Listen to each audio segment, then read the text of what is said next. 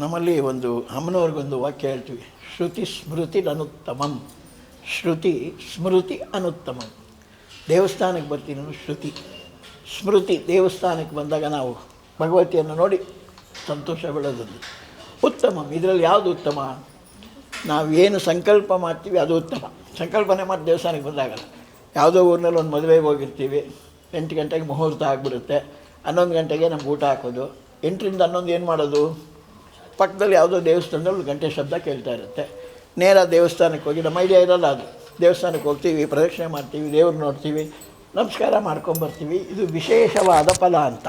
ಹಾಗೆ ಈ ನಿಮ್ಮ ಶ್ರುತಿಯಿಂದ ಏನು ಆಗಿದೆ, ಸಹಸ್ರಾರು ಜನಗಳಿಗೆ ಈ ಮಾರ್ಗವಾಗಿ ಅವರಿಗೆಲ್ಲ ದರ್ಶನ ಮಾಡಿ ಆ ಒಂದು ಪುಣ್ಯ ಸಂದೇಶವನ್ನು ಅವ್ರಿಗೆ ತಲುಪಿಸೋದು ನಿಮ್ಮ ಈ ಮಾಧ್ಯಮದ ವೈಶಿಷ್ಟ್ಯತೆ.